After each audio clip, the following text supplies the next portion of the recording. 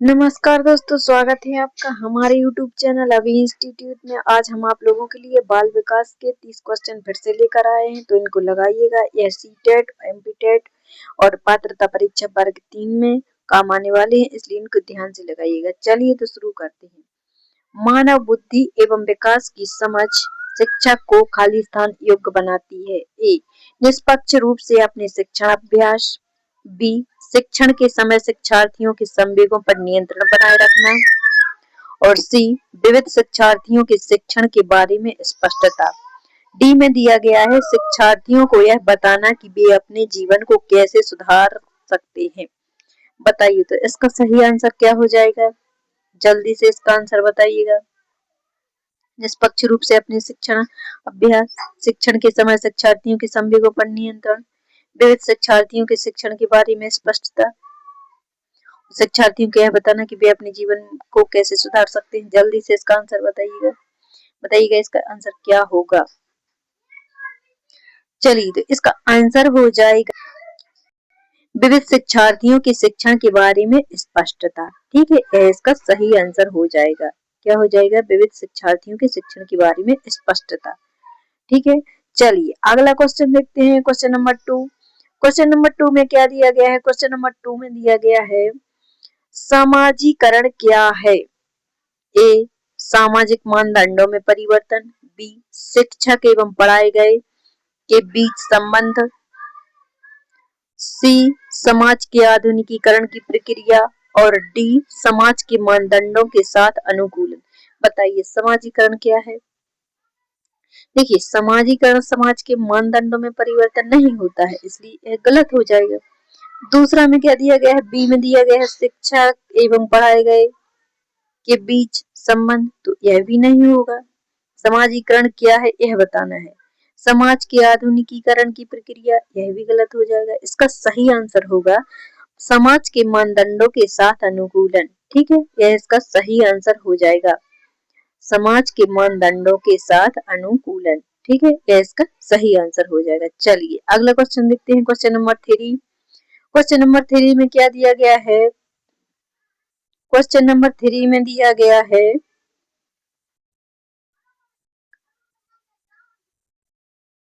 देखिए, किसके अतिरिक्त बुद्धि के निम्नलिखित पक्षों को स्टर्नबर्ग के त्रितंत्र सिद्धांत में संशोधित किया गया है? ए, संदर्भगत। बी, अवयवभूत।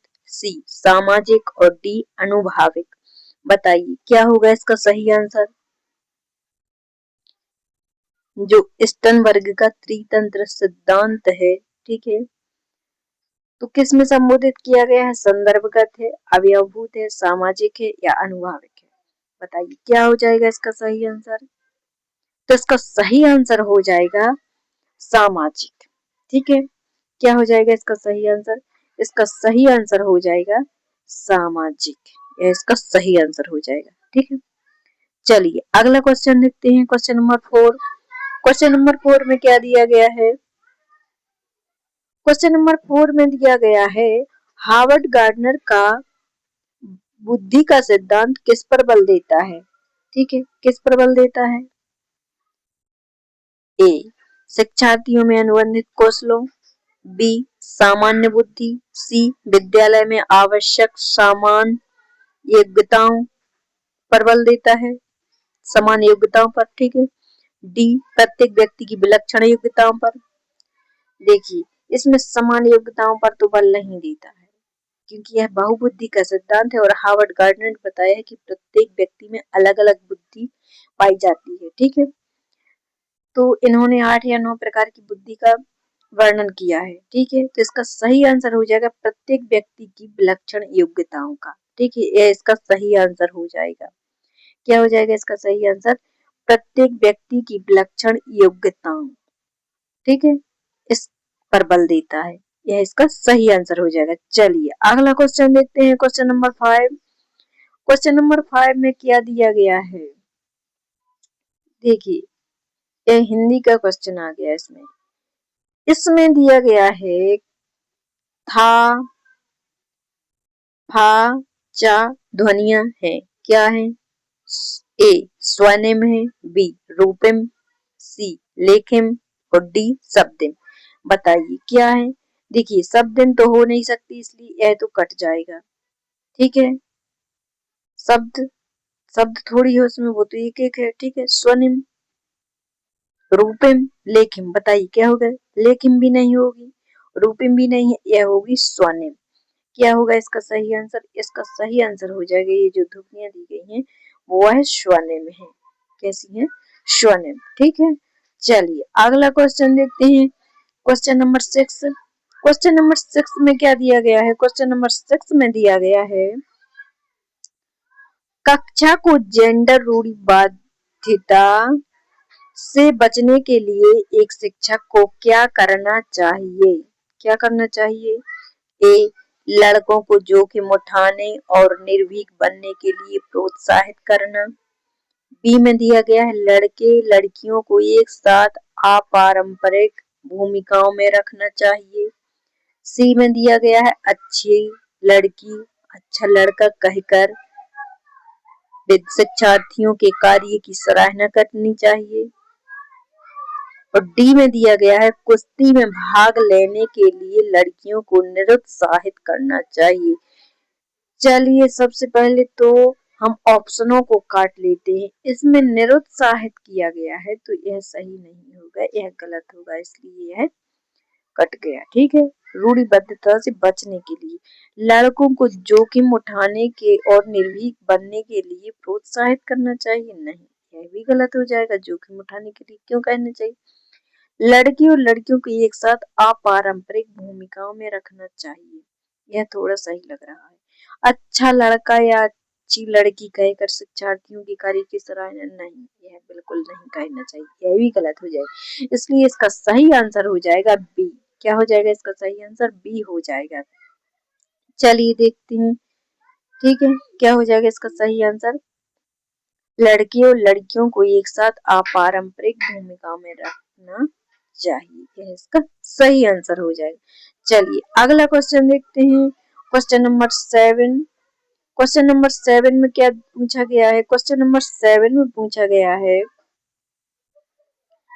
विद्यालयों को किसके लिए वैयक्तिक भिन्नताओं को पूरा करना चाहिए। ए वैयक्तिक शिक्षार्थी को विशिष्ट होने की अनुभूति कराने के लिए। बी वैयक्तिक शिक्षार्थी के मध्य खाई को कम करने के लिए। सी शिक्षार्थियों के निष्पादन और योग्यताओं को समान करने के लिए। डी यह समझने के लिए कि क्यों शिक्षार्थी सीखने के योग्य या अयोग्य है। बताइए इसका सही आंसर क्या हो जाएगा।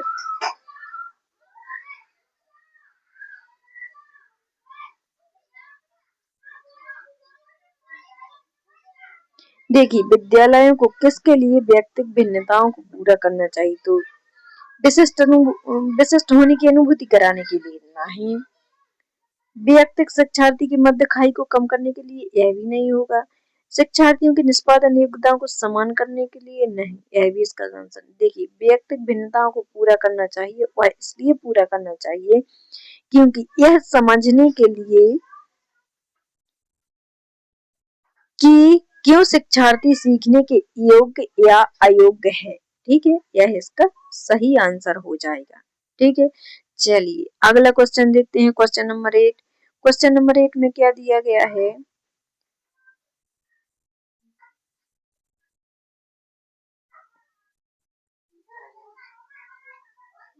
देखिए क्वेश्चन नंबर 8 में दिया गया है।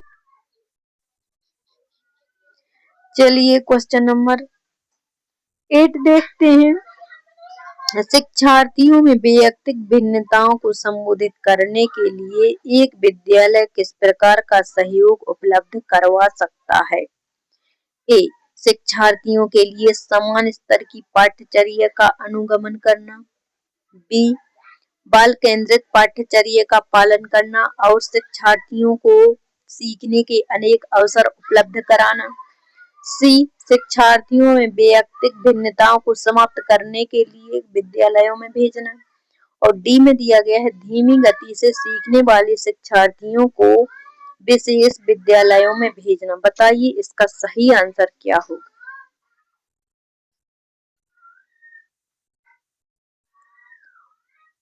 व्यक्तिगत भिन्नताओं को संबोधित करने के लिए एक विद्यालय किस प्रकार का सहयोग प्राप्त करवा सकता है? बताइए क्या होगा इसका सही आंसर। देखिए तो इसका सही आंसर हो जाएगा, देखिए बाल केंद्रित शिक्षा पर सबसे अधिक जोर दिया जा रहा है, ठीक है, इसलिए इसका सही आंसर होगा बाल केंद्रित पाठ्यचर्या का पालन करना और शिक्षार्थियों को सीखने की अवसर उपलब्ध कराना, यह इसका सही आंसर हो जाएगा, ठीक है। चलिए अगला क्वेश्चन देखते हैं, क्वेश्चन नंबर 9।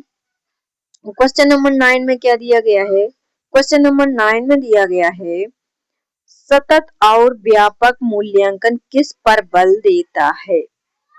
बताइए किस पर बल देता है? ए बोर्ड परीक्षाओं की अनावश्यकता पर, बी सीखने को सुनिश्चित करने के लिए व्यापक स्केल पर निरंतर परीक्षण, सी में दिया गया है सीखने को किस प्रकार अवलोकित रिकॉर्ड और सुधारा जाए, और डी में दिया गया है शिक्षण के साथ परीक्षाओं का सामंजस्य। बताइए क्या होगा इसका सही आंसर।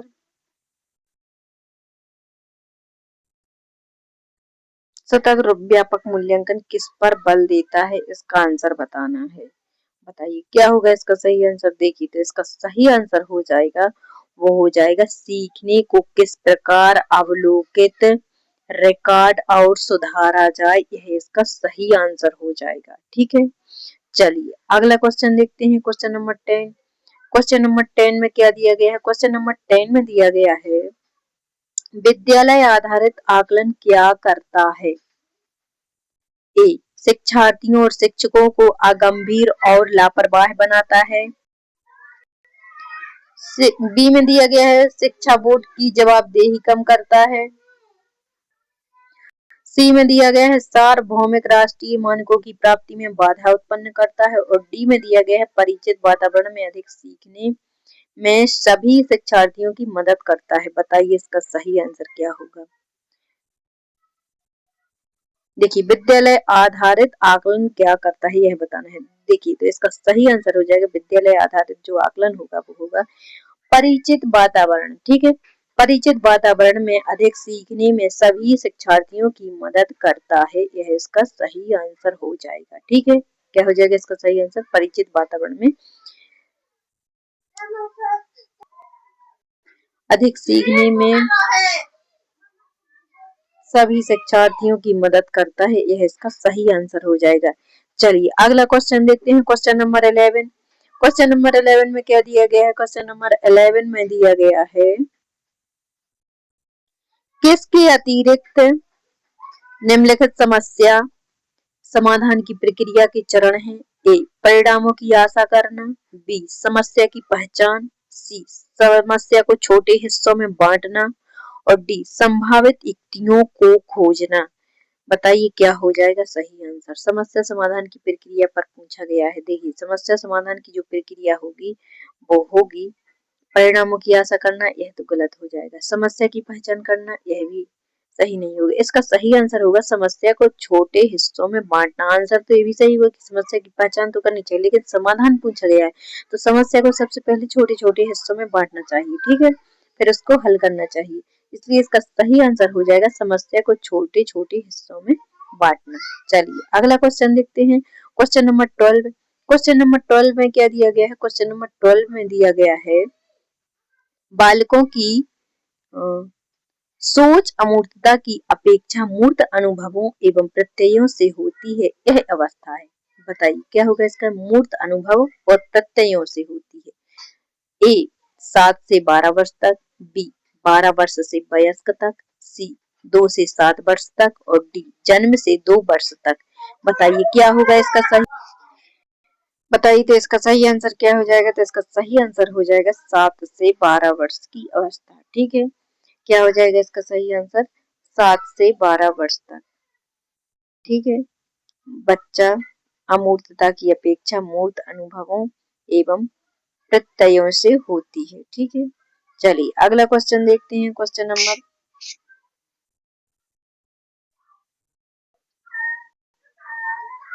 चलिए क्वेश्चन नंबर 12 देखते हैं। क्वेश्चन नंबर 12 में क्या दिया गया है?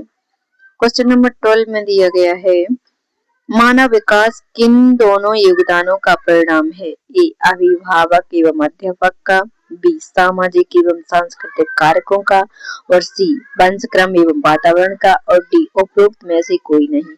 बताइए क्या होगा इसका सही आंसर। देखिए इसका सही आंसर हो जाएगा, वो होगा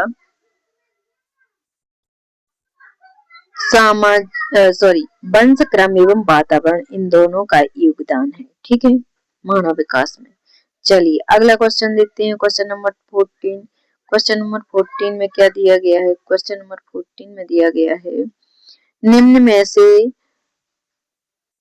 कौन पियाजे के अनुसार बौद्धिक विकास का निर्धारक तत्व नहीं है।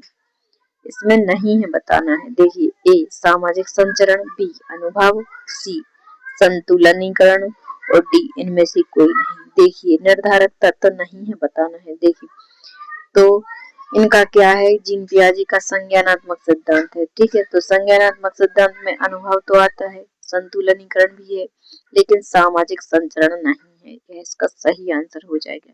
क्या नहीं है, सामाजिक संचरण नहीं है, यह इसका सही आंसर हो जाएगा, सामाजिक संचरण। चलिए अगला क्वेश्चन देखते हैं, क्वेश्चन नंबर 15। क्वेश्चन नंबर 15 में दिया गया है, समस्या के अर्थ को जानने की योग्यता वातावरण के दोषों, कमियों एवं रिक्तियों के प्रति सजगता विशेषता है। ए प्रतिभाशाली बालकों की, बी सामान्य बालकों की, सी सृजनशील बालकों की, और डी उपरोक्त में से कोई नहीं। बताइए क्या होगा इसका सही आंसर। देखिए समस्या के अर्थ को जानने की योग्यता वातावरण के दोषों, कमियों एवं रिक्तियों के प्रति सजगता की विशेषता किनमें होती है। ठीक है, बताइए इसका सही आंसर क्या होगा। देखिए तो इसका सही आंसर होगा, वो होती है सृजनशील बालकों में। किन में होती है, सृजनशील बालकों में होती है, ठीक है, यह इसका सही आंसर हो जाएगा। चलिए अगला क्वेश्चन देखते हैं, क्वेश्चन नंबर 16। क्वेश्चन नंबर 16 में क्या दिया गया है,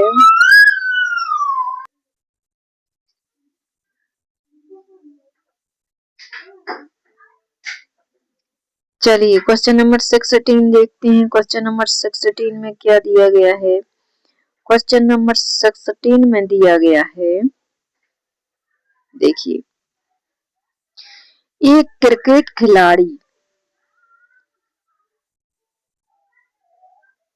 अपनी गेंदबाजी के कौशल को विकसित कर लेता है, पर यह उसके बल्लेबाजी की कौशल को प्रभावित नहीं करता, इसे कहते हैं ए विधेयात्मक प्रशिक्षण अंतरण, बी निषेधात्मक प्रशिक्षण अंतरण, और सी शून्य प्रशिक्षण अंतरण, और डी उपरोक्त में से कोई नहीं। तो बताइए इसका सही आंसर क्या होगा। देखिए इसका सही आंसर हो जाएगा, क्या बताना है, क्रिकेट खिलाड़ी अपनी गेंदबाजी के कौशल को विकसित कर लेता है, पर यह उसके बल्लेबाजी के कौशल को प्रभावित नहीं करता है। तो बताइए यह क्या होगा, इसका सही आंसर क्या होगा। तो इसका सही आंसर है, वो हो जाएगा शून्य प्रशिक्षण अंतरण। ठीक है, क्या हो जाएगा, शून्य प्रशिक्षण अंतरण, यह इसका सही आंसर हो जाएगा। चलिए अगला क्वेश्चन देखते हैं, क्वेश्चन नंबर 17। क्वेश्चन नंबर 17 में पूछा गया है, देखिए क्वेश्चन नंबर 17 में पूछा गया है कि निम्नलिखित में से कौन सा कथन किसी व्यक्ति के मानसिक स्वास्थ्य को उत्तम रूप से प्रदर्शित करता है। ए पूर्ण अभिव्यक्ति, संगतिकरण और सामान्य लक्षण की ओर निर्देशन, बी मानसिक विकारों का ना होना, सी व्यक्तित्व के विकारों से मुक्ति, और डी उपरोक्त में से सभी। तो बताइए क्या होगा इसका सही आंसर। मानसिक स्वास्थ्य को उत्तम रूप से प्रदर्शित करता है। देखिए मानसिक विकारों का ना होना, ये है तो ठीक, व्यक्तित्व के विकारों से मुक्ति, ये भी ठीक है, लेकिन इसका जो स्पष्ट आंसर होगा, ठीक पूर्ण रूप से, ठीक है, सटीक आंसर होगा, वो हो जाएगा पूर्ण अभिव्यक्ति, संगतिकरण और सामान्य लक्षण की ओर निर्देशन, यह इसका सही आंसर हो जाएगा। ठीक है, चलिए अगला क्वेश्चन देखते हैं, क्वेश्चन नंबर 18। क्वेश्चन नंबर 18 में क्या दिया गया है। क्वेश्चन नंबर 18 में दिया गया है, देखिए क्वेश्चन नंबर 18 में दिया गया है, फ्रायड, पियाजे एवं अन्य मनोवैज्ञानिकों ने व्यक्तित्व विकास की विभिन्न अवस्थाओं के संदर्भ की व्याख्या की है, परंतु पियाजे ने ए कहा कि विकास की अवस्थाएं वातावरण से निर्धारित होती हैं, बी कहा कि शेष अवस्था के अनुभव ही अधिक प्रभावित करते हैं, बाकी अवस्थाओं के सीमित प्रभाव होते हैं, सी विभिन्न अवस्थाओं को समझाने के लिए संज्ञानात्मक बदलाव के बारे में कहा, और डी उपरोक्त में से कोई नहीं। तो बताइए इसका सही आंसर क्या हो जाएगा।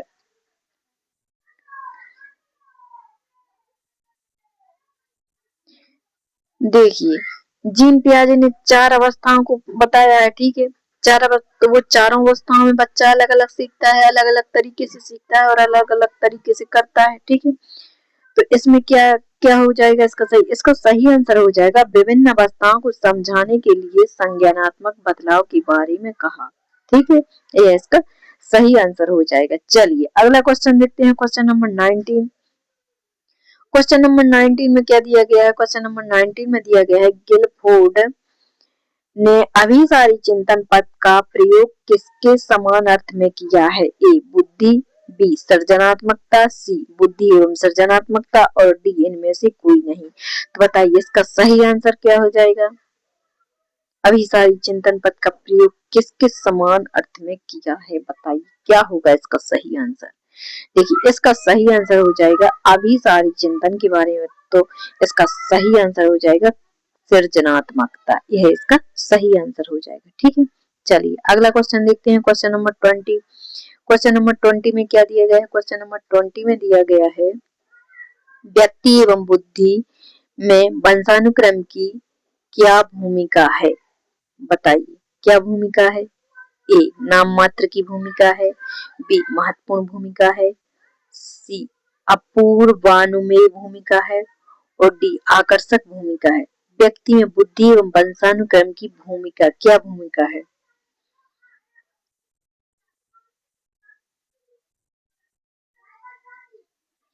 व्यक्ति एवं बुद्धि में वंशानुक्रम की क्या भूमिका है, बताइए इसका सही आंसर क्या हो जाएगा। देखिए वंशानुक्रम से बुद्धि में, व्यक्ति एवं बुद्धि में वंशानुक्रम की, देखिए व्यक्ति एवं बुद्धि में वंशानुक्रम की ज्यादा भूमिका नहीं होती है, ठीक है। इसलिए इसमें तो आंसर दिया है कि नाम मात्र की भूमिका है, ठीक है, इसका सही आंसर हो जाएगा।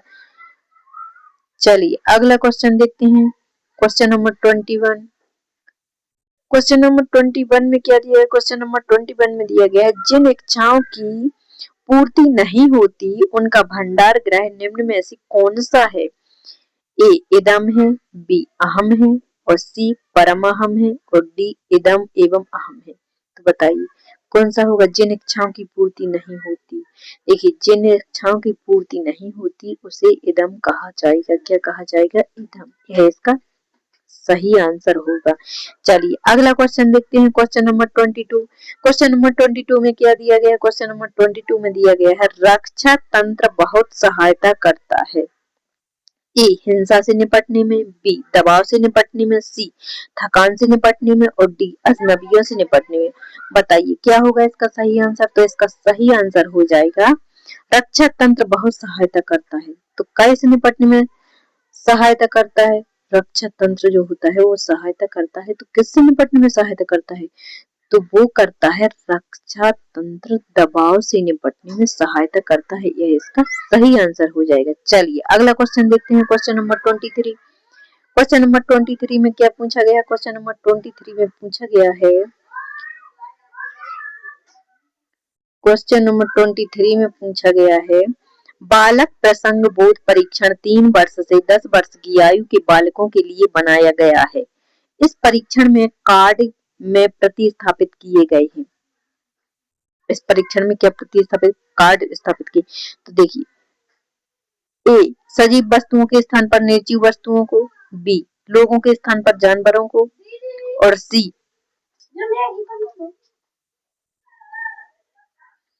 पुरुषों के स्थान पर महिलाओं को और डी वयस्क के स्थान पर बालकों को। बताइए क्या होगा इसका सही आंसर। 3 से 10 वर्ष की आयु के बालकों के लिए। तो देखिए इसमें लोगों के स्थान पर जानवरों को प्रतिस्थापित किया गया। ठीक है, क्या कि लोगों के स्थान पर जानवरों को, यह इसका सही आंसर हो जाएगा। चलिए अगला क्वेश्चन देखते हैं, क्वेश्चन नंबर 24।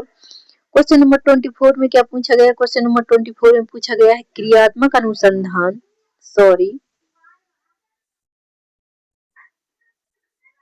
देखिए क्रियात्मक अनुसंधान का उद्देश्य है ए नवीन ज्ञान की खोज, बी शैक्षिक परिस्थितियों में व्यवहार विज्ञान का विकास, सी विद्यालय तथा कक्षा की शैक्षिक कार्य प्रणाली में सुधार लाना और डी उपरोक्त सभी। बताइए तो इसका सही आंसर क्या हो जाएगा। क्रियात्मक अनुसंधान का उद्देश्य क्या है। देखिए जो क्रियात्मक अनुसंधान का उद्देश्य है वो है विद्यालय तथा कक्षा की शैक्षिक कार्य प्रणाली में सुधार लाना, यह इसका सही आंसर हो जाएगा। ठीक है, चलिए अगला क्वेश्चन देखते हैं, क्वेश्चन नंबर 25। क्वेश्चन नंबर 25 में क्या पूछा गया। क्वेश्चन नंबर 25 में पूछा गया है, चलिए क्वेश्चन नंबर 25 देखते हैं। 25 में क्या पूछा गया है। बच्चे के विकास के सिद्धांतों को समझना शिक्षक की सहायता करता है। ए शिक्षार्थी की अधिक पृष्ठभूमि को पहचानने में, बी शिक्षार्थियों को क्यों पढ़ाना चाहिए यह औचित्य स्थापित करने में, सी शिक्षार्थियों की भिन्न अधिगम शैलियों को प्रभावी रूप से संबोधित करने में और डी शिक्षार्थी के सामाजिक स्तर को पहचानने में। बताइए क्या हो जाएगा इसका सही आंसर।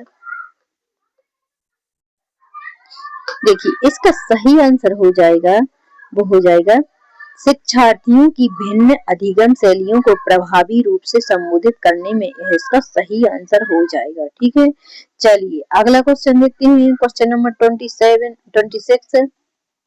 देखिए क्वेश्चन नंबर 26 में क्या पूछा गया। क्वेश्चन नंबर 26 में पूछा गया है पुरुष स्त्रियों की अपेक्षा ज्यादा बुद्धिमान होते हैं, यह कथन ए सही हो सकता है, बी लैंगिक पूर्वाग्रह को प्रदर्शित करता है, बी सी बुद्धि के भिन्न पक्षों के लिए सही है और डी सही है। बताइए क्या होगा इसका सही आंसर। देखिए सही हो सकता है नहीं, बुद्धि के भिन्न पक्षों के लिए सही है नहीं। देखिए इसका जो सही आंसर होगा वो हो जाएगा लैंगिक पूर्वाग्रह को प्रदर्शित करता है, यह इसका सही आंसर हो जाएगा। ठीक है, चलिए अगला क्वेश्चन देखते हैं, क्वेश्चन नंबर 27। क्वेश्चन नंबर 27 में दिया गया है शिक्षार्थियों को खालिस्तान के लिए प्रोत्साहित नहीं करना चाहिए। ए समूह कार्य में दूसरे शिक्षार्थियों के साथ सक्रिय रूप से अंतःक्रिया करने में, बी अधिक से अधिक पाठ्य सहगामी क्रियाओं में हिस्सा लेने में और सी शिक्षक को जो पूछ सकते हैं उन सभी प्रश्नों के उत्तर को याद करने के लिए और डी कक्षा के अंदर और बाहर अधिक से अधिक प्रश्न पूछना। बताइए क्या होगा इसका सही आंसर। प्रोत्साहित, शिक्षार्थियों को खालिस्तान के लिए प्रोत्साहित नहीं करना चाहिए, तो कै के लिए प्रोत्साहित नहीं करना चाहिए। देखिए इसमें नेगेटिव बताना है, तो समूह कार्य में दूसरे शिक्षार्थियों के साथ सक्रिय रूप से अंतःक्रिया करने में, ये तो सही है। अधिक से अधिक पाठ्य सहगामी क्रियाओं में हिस्सा में भाग लेने में, यह भी सही है। शिक्षक जो पूछ सकते हैं उन सभी प्रश्नों के उत्तर को याद करने के लिए इसके लिए प्रोत्साहित नहीं करना चाहिए, यह गलत हो जाएगा। ठीक है, और नीचे कक्षा के अंदर और बाहर अधिक से अधिक प्रश्न पूछना चाहिए, ये तो सही है, लेकिन इसका नेगेटिव आंसर जो होगा वो होगा सी। ठीक है, यह इसका सही आंसर हो जाएगा। चलिए क्वेश्चन नंबर 28 देखते हैं। क्वेश्चन नंबर 28 में क्या दिया गया है। क्वेश्चन नंबर 28 में दिया गया है निम्नलिखित में से कौन सा रचनात्मक आकलन के लिए उपकरण नहीं है। ए मौखिक प्रश्न, बी सत्र परीक्षा, सी प्रश्नोत्तरी और खेल और डी दत्त कार्य। बताइए रचनात्मक आकलन के लिए क्या सही नहीं है, क्या उपकरण नहीं है। बताइए क्या होगा।